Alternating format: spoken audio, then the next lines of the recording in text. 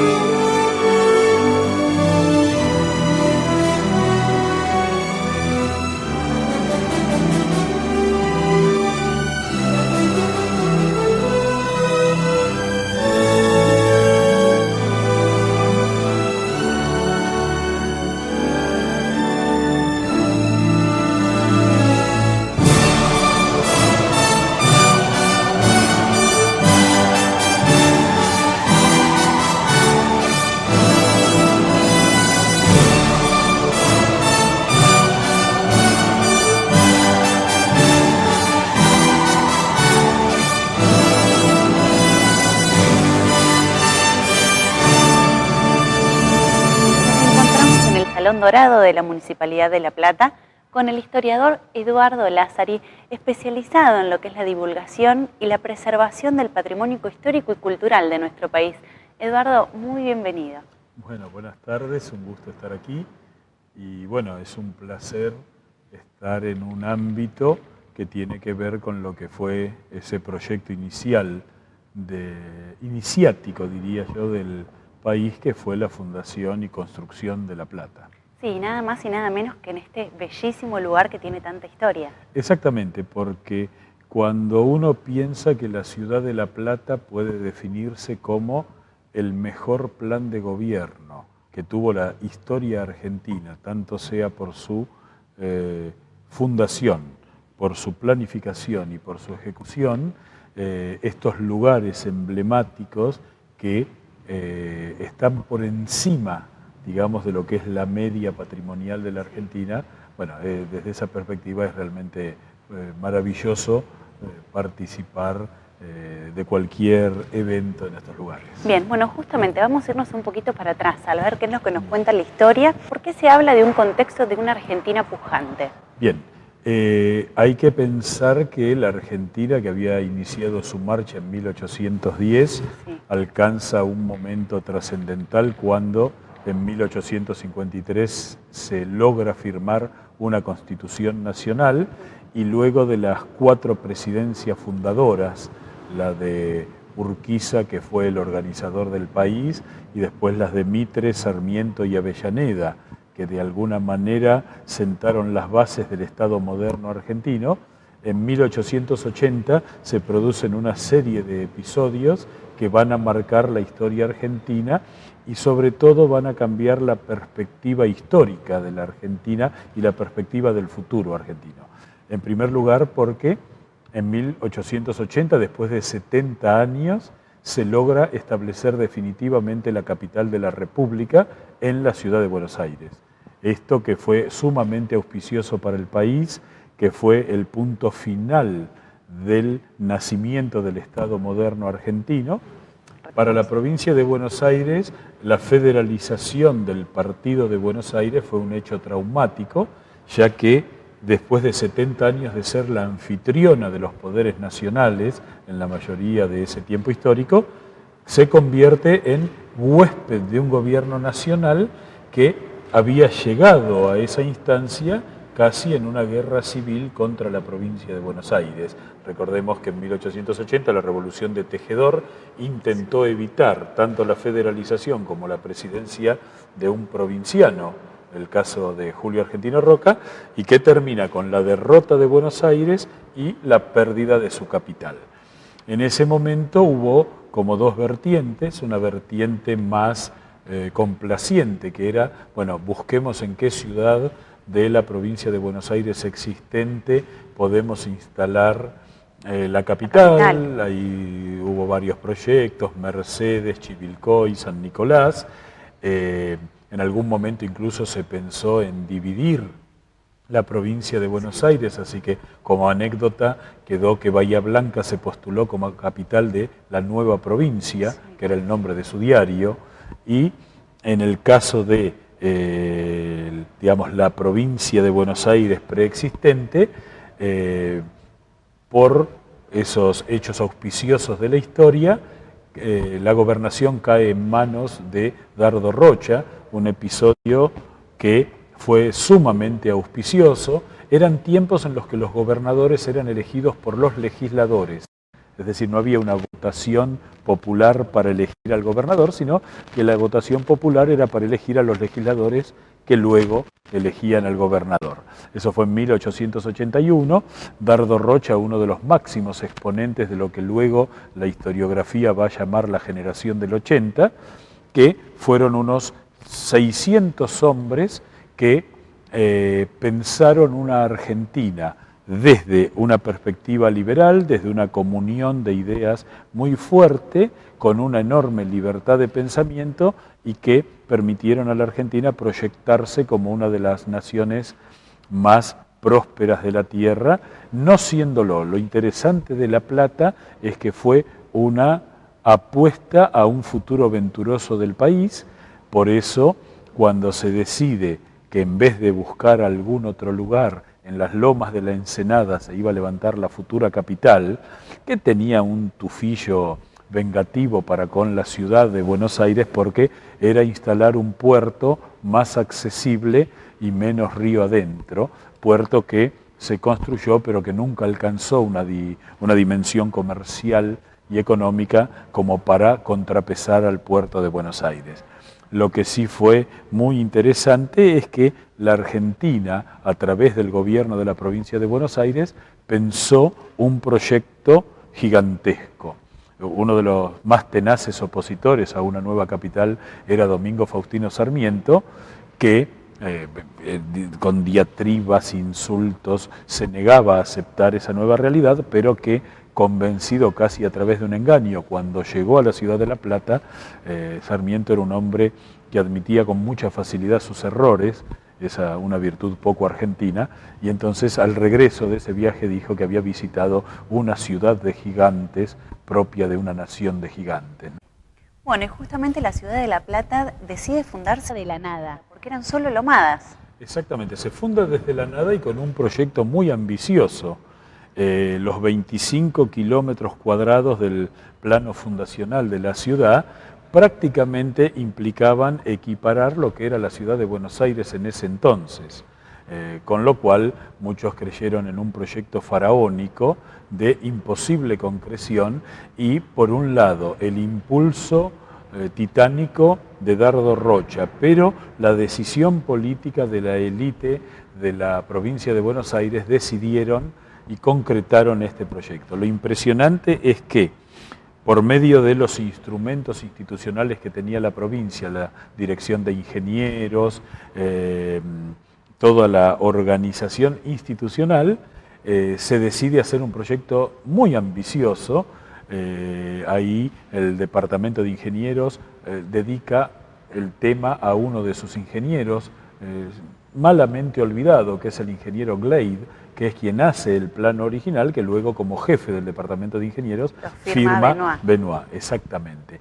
Y a partir de ese momento, en un proceso internacional poco habitual en esos tiempos, es decir, verdaderamente todo lo que tuvo que ver con la Fundación de La Plata es de una modernidad impresionante, se hace un concurso internacional donde La Plata se convierte en muy poco tiempo, en los primeros 10 años, entre 1882, aquel accidentado 19 de noviembre, en el cual el calor hizo que toda la comida del banquete se pudriera, por lo tanto no pudo ser utilizada, y una frase políticamente infeliz del gobernador Dardo Rocha, que pocos días antes de la fundación de La Plata se le pregunta: y una vez que usted concrete este proyecto, piensa en la presidencia. Y Dardo Rocha, imprudentemente, dice que, bueno, todo ciudadano de bien puede pensar en llegar a la primera magistratura, lo cual lo enfrentó al presidente de la República, Julio Argentino Roca, que decidió no asistir. Es decir, una curiosidad, porque en Roca, que es el constructor de la Argentina moderna, no estuvo presente en la fundación del símbolo máximo de esa modernidad, y cuando le preguntaron por qué, porque dijo que le parecía de mal gusto que se probaran la ropa de uno cuando estaba a punto de morir, pero mucho más le parecía de mal gusto probársela cuando gozaba de buena salud. Claro. Así que un pequeño enfrentamiento político derivó en la ausencia del presidente Roca, que sin embargo figura en unas placas de chapa enlosada que se encargaron previamente, en la cual figura Roca, que no estuvo. Bueno, Dardo, ha sido un placer. Te veo muy apasionado cuando hablas de la ciudad de La Plata. ¿Qué es lo que te une con tanto cariño a este lugar? Vos sabés que la ciudad de La Plata, y repito la frase que dije hace un rato respecto de que el pez no ve el agua, adolece de un tema que en general le ocurre a la humanidad, que es: como estoy en ese lugar magnífico, no lo descubro, porque si estoy yo no debe ser magnífico. Es como cuando uno se casa con la piba más linda del barrio. No debía ser tan linda porque está casada conmigo, ¿no? Ese pensamiento que de alguna manera trasunta un cierto pesimismo, porque los argentinos tenemos una conciencia oculta de que la Argentina del presente no está a la altura de la Argentina que pensaron los padres fundadores, ni los padres constituyentes, ni los grandes líderes políticos argentinos. Uno piensa que esta ciudad no puede, digamos, los platenses, en general uno los ve, yo me he casado con una platense, así que quieren a su ciudad, pero la quieren desde una perspectiva del terruño. Sin tener conciencia real del patrimonio cultural. Entonces, desde esa perspectiva, me parece que La Plata, te repito la idea de que es para mí la demostración de lo que fue la generación del 80 para la Argentina, un proyecto que duró 50 años y que hasta hoy es el único proyecto político que se planificó, se ejecutó y se terminó, es decir, tuvo su conclusión positiva. Todos los otros proyectos a lo largo de la historia argentina fueron quedando truncos. Quizá La Plata, que tiene para mí las características para ser el gran destino cultural argentino, porque verdaderamente representa lo mejor de la Argentina, más allá del desafío que significa que autoridades profesionales y el pueblo platense tomen conciencia de lo que tienen que conservar, digamos, hacen de La Plata un lugar único que los argentinos tenemos que valorar y que tenemos que mostrar mucho más de lo que lo mostramos. Bien, Eduardo, realmente un placer contar con tu presencia. Muchísimas gracias, para mí fue un placer.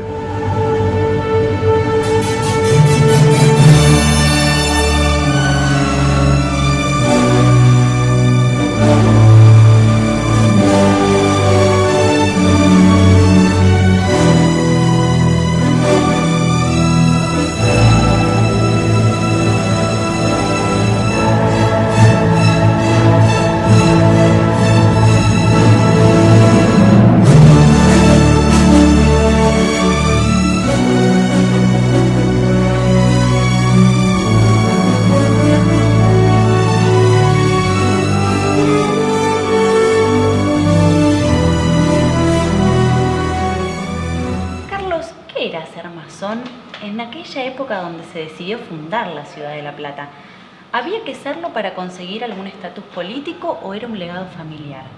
No, ni una cosa ni la otra. En realidad había una fuerte influencia masónica desde el tiempo de la Guerra de la Independencia. Las logias lautarinas son una medida de esto. Y la masonería estaba en un proceso de organización que se había consolidado a partir de 1865 en la Argentina. Y grandes hombres de la historia política de aquel tiempo formaban parte de la masonería. Es verdad que el ingreso a la masonería implicaba un proceso muy largo y lento comparado con el que se da hoy, teniendo en cuenta que la informática ha acelerado las posibilidades de comunicación, de transmisión y de acceso a la información.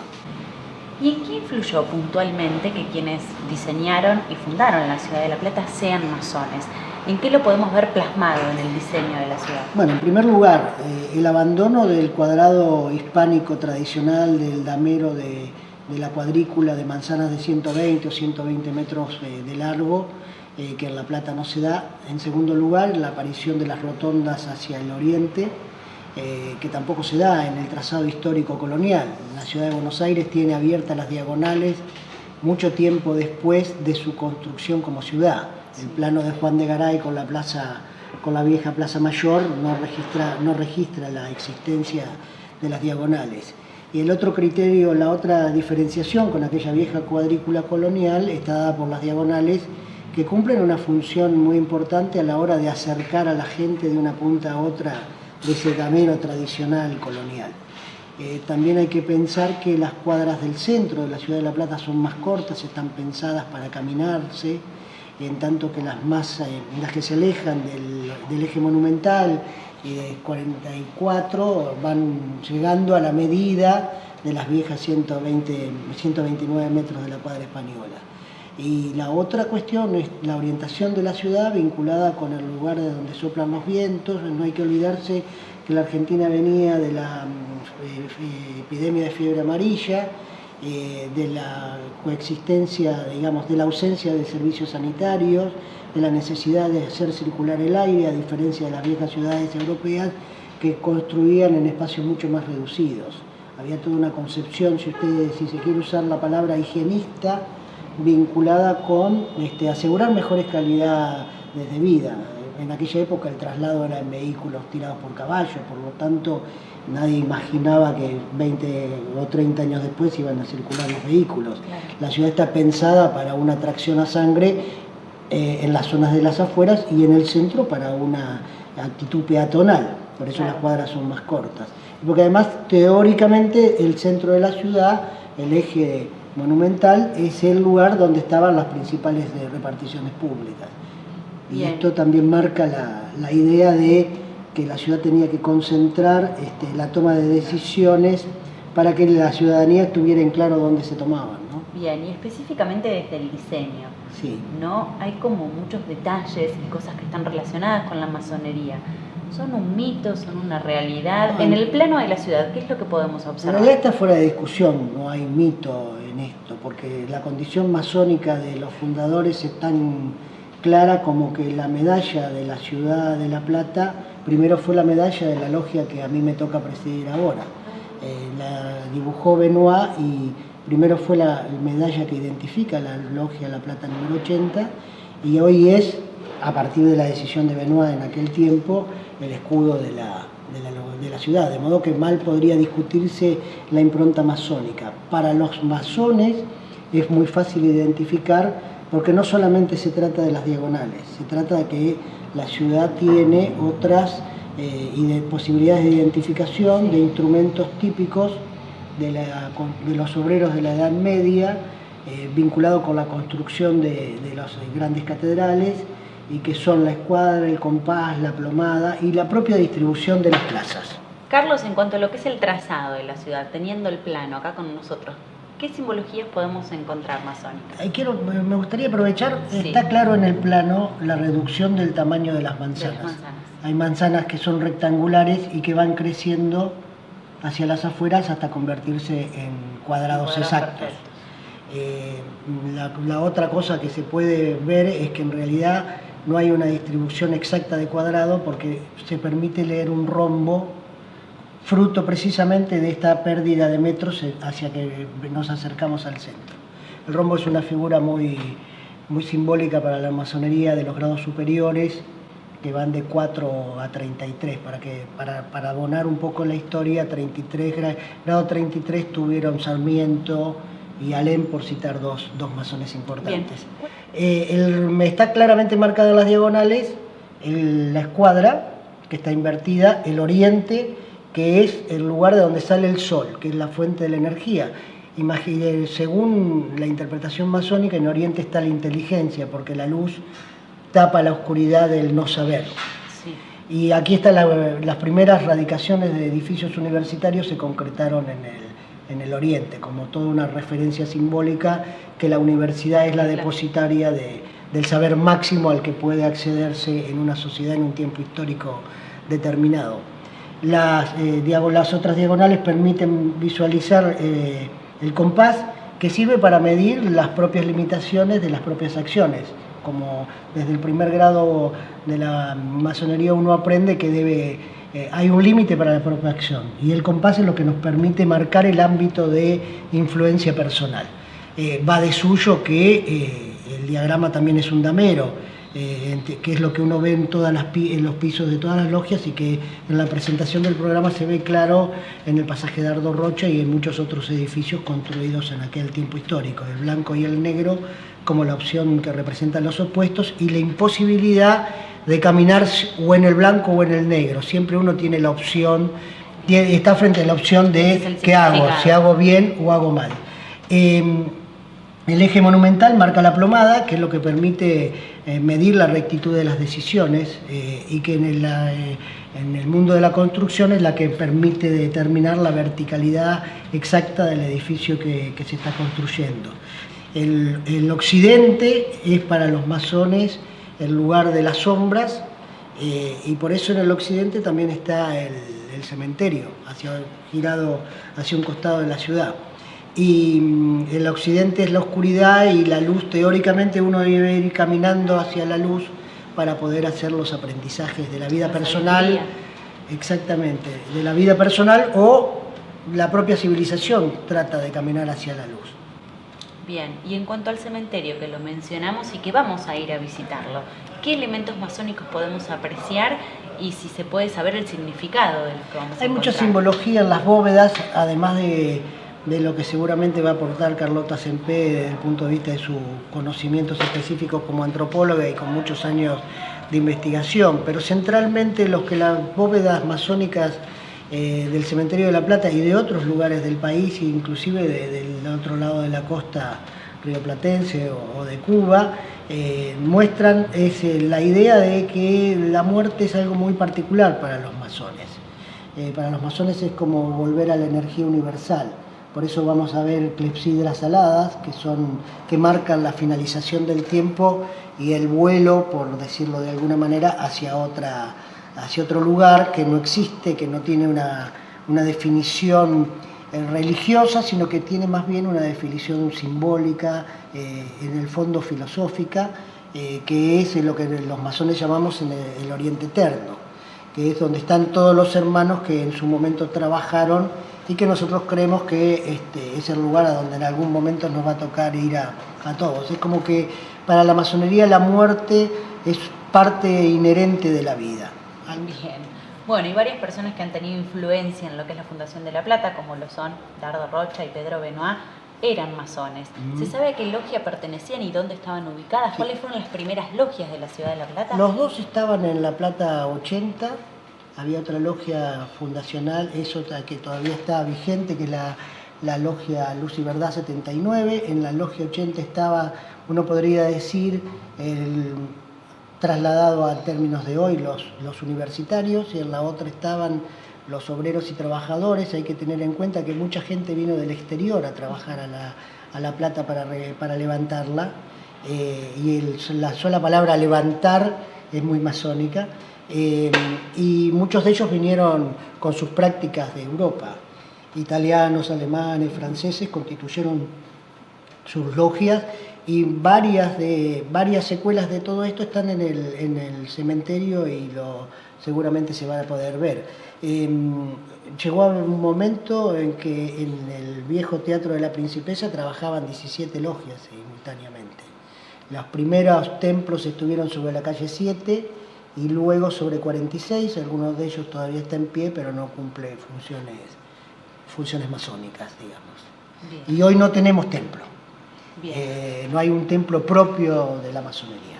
Trabajamos hay espacios físicos donde trabajamos en diferentes lugares por la buena voluntad y el acompañamiento de algunas organizaciones de la sociedad civil. Carlos, ¿qué significa hoy ser masón? Es ser lo mismo que hace tiempo, cambiando las circunstancias de tiempo y lugar, ¿no? Creo que ser masón es un desafío cotidiano. Buscar el equilibrio en la toma de decisiones es un desafío cotidiano. Contribuir a bajar el estado de alteración de la sociedad es un desafío cotidiano. Enfrentarse con los fanatismos, futboleros o no, es un desafío cotidiano. Construir tolerancia es un desafío cotidiano. Y mirar siempre hacia el progreso también es un desafío cotidiano. Es muy fácil quedarse pensando con que el pasado fue mejor, pero el pasado no vuelve, y el presente no se puede cambiar. En realidad hay que pensar en el futuro. Para los masones el tiempo no es solo pasado, presente y futuro, es fundamentalmente acción. Acción acompañando a nuestras familias, acción educando a nuestros hijos, acción trabajando en las logias y buscando una vinculación con la sociedad para ver si entre todos podemos construir un proyecto que no va a ser igual que el de los fundadores de la ciudad, pero que amerite la posibilidad de que todos nos sintamos parte. Carlos, muchas gracias. A ustedes.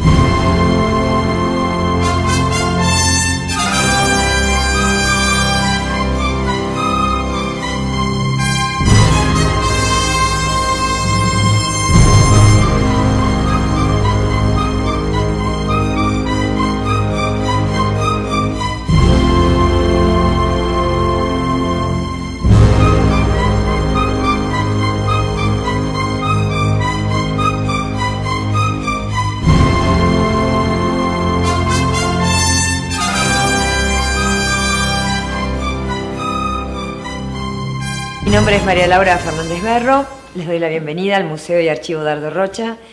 Bueno, estar en la casa que fue del doctor Rocha y su señora. En esta casa no vivieron ellos, vivían en Buenos Aires, en la Valle al 800, en una casa muy hermosa que luego en los años 70 fue demolida. Al doctor Rocha, como ustedes saben, se le encomendó la construcción de la ciudad capital, una cuestión política. Se hizo en un tiempo récord y mirando, como toda la generación del 80 miró hacia Europa. Entonces, bueno, se trajeron los mejores constructores, los mejores, por ejemplo, los italianos, los constructores del sur de Italia que eran especialistas en empedrado. El empedrado fue construido por los sicilianos. Bueno, hombres rudos vinieron miles, 1500 vinieron en barco desde Francia, pero fundamentalmente desde Italia. A tal punto que en el año 1887 nuestra ciudad tenía un 43,2% de población italiana.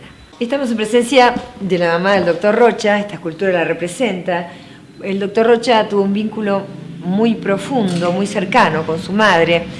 A ella le prometió que por cada día de gobernación de la provincia, iba a construir 1 kilómetro de vías férreas, y lo hizo. El doctor Dardo Rocha y su señora Paula Arana tuvieron 5 hijos. Uno de ellos, Dardo Melchor Ponciano, fue el hijo más popular de los Rocha, del matrimonio Rocha. ¿Por qué? Porque acompañaba a su papá diariamente en el seguimiento de la construcción de la ciudad capital, de la ciudad de La Plata. Un año después de haber sido fundada la ciudad de La Plata, Melchor Ponciano contrae una enfermedad y muere de difteria, y para todos fue un pesar, para toda la población, que en ese momento era pequeña, por eso todos se conocían. Fue doloroso. Así que al poco tiempo de haber sido fundada la ciudad muere Melchor Ponciano, y en honor a él, en homenaje a él, se construye la primera iglesia platense, que es la iglesia San Ponciano. Y entonces tenemos como ciudad capital a la patrona de la ciudad desde la fe, que es la Virgen Inmaculada, que está en la catedral, y a Ponciano, a San Ponciano, representado en la iglesia de 48 y 5. Yo a esta sala la llamaría la sala de la gobernación, porque está el escritorio del doctor Rocha, hay un marco donado por la familia en el que desde el punto de vista museológico hicimos una propuesta interesante, fotográficamente hablando. Están enmarcadas allí las fotos tomadas por Thomas Bradley, un marino inglés, excelente fotógrafo de la época, de fines del siglo XIX, que fue especialmente convocado por el doctor Rocha para fotografiar los edificios públicos. En esta sala reconstruimos la habitación del doctor Rocha y su señora Paula Arana de la casa de Lavalle. Estos mismos muebles estaban así dispuestos en la habitación de la casa de Lavalle al 800. Esta es la sala de las vestimentas. Es interesante también observar y contar la historia de fines del siglo XIX y principios del XX, mirando cómo se vestían, los objetos que los hombres utilizaban, que eran muchos, como por ejemplo este bolso de viaje, con las iniciales grabadas, bordadas a mano, el bombín, los guantes, el bastón, como un elemento también metrosexual, digamos. Este es el comedor de la casa de nuestro museo y archivo. Y en el comedor, bueno, la familia, yo les contaba hoy que donó muebles, donó mobiliario, donó objetos tan hermosos como por ejemplo esta chocolatera de peltre, traída de Francia también. Esta es la sala fundacional. En realidad, bueno, esta sala contiene la maqueta de lo que fue realmente la casa, que tenía 60 metros de frente, llegaba hasta la esquina de la calle 14, daba la vuelta, tenía caballerizas. Era una casa no lujosa, pero una casa con un frente importante, que al morir el doctor Rocha y su señora, los hijos decidieron vender. Para ello la lotearon, la subdividieron y quedó simplemente esta parte, que está acá más colorida. Esto es lo único que quedó de la casa del doctor Rocha, gobernador de la provincia de Buenos Aires. Una ciudad que en un principio comenzó bastante mal, porque el día de la fundación hizo un calor excesivo, fue el 19 de noviembre de 1882, vino más gente de lo esperado, se terminó el agua, la carne se pudrió, así que los hermanos Hernández tuvieron que salir a cazar con Z vacas, y la carne era muy dura, porque recién cazada no está bueno, así que bueno, hubo hambre, hubo sed y gente que no pudo volver a sus localidades. Entre otras cosas, quiero destacar que el doctor Rocha tuvo grandes amigos y grandes colaboradores, entre ellos Pedro Benoit, a quien encomendó entre otras cosas, el plano de esta casa, a quien encomendó el plano y la construcción de la catedral, a quien encomendó tantísimos edificios públicos de nuestra ciudad. Y quiero también subrayar la presencia y la compañía positiva de los hermanos Hernández, José y Rafael Hernández. Fueron grandes amigos del doctor Rocha, pero cuando digo grandes amigos digo que además fueron lo que hoy denominaríamos sus punteros políticos, en el sentido de que el doctor Rocha quería candidatearse como presidente de la Nación. Roca se lo impidió, pero mientras tanto los hermanos Hernández recorrieron todo el país haciendo la campaña pro presidencia de la Nación del doctor Dardo Rocha. No lo lograron, pero sí lograron muchas cosas. Nombro una de ellas, la búsqueda del puerto. Para Rocha y el grupo fundador, era fundamental que la ciudad tuviera un puerto. Porque el puerto es el símbolo y el signo, la puerta, digamos, abierta hacia el río, hacia el mar y hacia el mundo. Entonces, un puerto tan importante, decía él, como el de Buenos Aires, porque él en el futuro había planificado modificar, digamos, el lugar de la capital de la nación. Quería que La Plata fuera la capital de la nación y él su presidente de la nación. Bueno, en ese proyecto, bueno, buscaron junto a Juan Bautista Alberdi, a los hermanos Hernández y otros colaboradores más, ingenieros y arquitectos, un puerto saludable, un puerto importante. Comenzaron por Ensenada, siguieron por Mar del Plata, luego por Quequén, por Necochea y por Bahía Blanca. Y bueno, tenemos acá fuentes escritas que dicen y corroboran que el mejor puerto que ellos divisaron fue el de la Ensenada de Barragán. Ese puerto fue el mejor. Y acá hay objetos fundacionales. Pañuelos, por ejemplo, que se regalaban el día de la fundación, bordados a mano, hechos en seda, con el plano de la ciudad, pañuelos con el doctor Rocha y sus ministros, el doctor Rocha con su bastón de mando como gobernador de la provincia, monedas, la redoma. La redoma está, bueno, que estaba dentro de esta caja de plomo, que estaba además inhumada en el macizo fundacional, en el centro de la Plaza Moreno. Este cuadro representa muy bien el momento en el que se inhuma, introduce esta caja de plomo con la redoma de cristal tallado a mano, que también contenía los discursos del doctor Rocha, etc. Bueno, este cuadro representa el día de la fundación de la ciudad de La Plata, ciudad capital, que fue el 19 de noviembre de 1882. Este cuadro tiene una técnica, es una litocromo-oleografía que mandó, bueno, a multiplicar, son 500 litocromo-oleografías que mandó a realizar el doctor Rocha, representando el día de la fundación, basándose en esta foto. Esta es la foto en la que se basa el pintor para representar en el cuadro esa escena. Hay más gente en el cuadro que en esa foto. Entre ellos están incluidos el maestro Sarmiento y Roca, el presidente de la Nación, que ya en esos momentos, en el momento de la fundación, el día de la fundación, estaba enemistado con el doctor Rocha. Una cuestión política, ¿no es cierto? Así que bueno, están incluidos en este cuadro, pero realmente no estuvieron presentes el día de la fundación. Y de la sala fundacional vinimos a la sala centenaria. La sala centenaria, digamos, representa el festejo de una ciudad que hace 30 años cumplió 100 años. Era el año 1982, estábamos, digamos, saliendo de la dictadura cívico-militar, y en ese entonces hubo un festejo muy importante que duró un mes entero y se reconstruyó lo que llamamos el macizo fundacional. Se reconstruyó, digo, porque uno de los intendentes en los años 20 decidió colocar sobre el macizo fundacional una fuente hermosa, pero la fuente fue destruyendo muchos objetos que estaban debajo a 3 metros de profundidad, Y entonces decidieron reconstruirla. Se reconstruyó, la caja de plomo fue reemplazada por esta caja hermética, también de plomo, en la que se introdujo, digamos, la réplica de esta redoma, donada por Rigoló, que no es tan hermosa como la anterior, pero bueno, redoma al fin.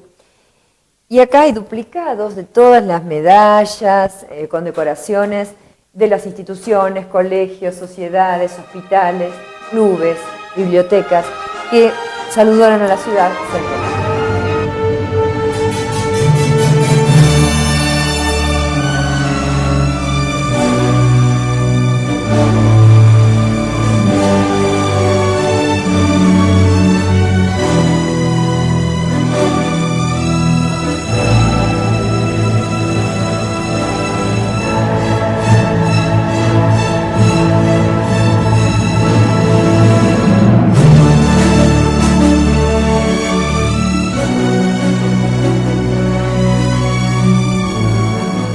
La Plata es única por varios motivos. Primero porque nací, entonces por eso la quiero tanto. Después porque me dio la posibilidad de subirme a mi primer escenario, que fue el Teatro Argentino de La Plata, luego de quemarse, lógicamente, donde trabajábamos en el viejo Cine Rocha. Segundo porque es una ciudad que, la ciudad de los estudiantes, como siempre se dijo, donde la parte cultural siempre estuvo tan viva y tan, bueno, una ciudad que significó mucho no solamente para el ciudadano platense, sino también para todos. Yo voy y vengo por el trabajo, viví 15 años en Verona y decidimos después regresar a La Plata, y después de un análisis grande, ¿no? Yo considero que un cantante internacional no es internacional porque vive afuera, porque me gusta el olor a tilo. Si bien en Verona estaba, pero me gusta más el olor de acá. Tengo a mis amigos acá. Me provoca la ciudad una energía especial que me recarga para poder cantar acá y afuera. En esta ciudad me gustaría, siempre hablando de lo que yo sé hacer, ¿no? Me gustaría ver un lugar alternativo, fuera de cualquier tipo de institución gubernamental, para tener un lugar de experimentación para los chicos que empiezan a cantar ópera. Cuando yo trabajaba en el viejo Cine Rocha, después era el trampolín para ir al Teatro Colón. Ahora La Plata es por sí sola La Plata. ¿Por qué? Porque tiene un teatro, ¿no? Entonces, me gustaría que se experimente, que los chicos tengan oportunidad de comenzar las óperas en otros lugares para luego saltar al Teatro Argentino. Empecé a estudiar a los 14 años y después profesionalmente a los 18, o sea que fue bastante prematuro todo. Hice una audición para el Teatro Argentino y después también para el Teatro Colón.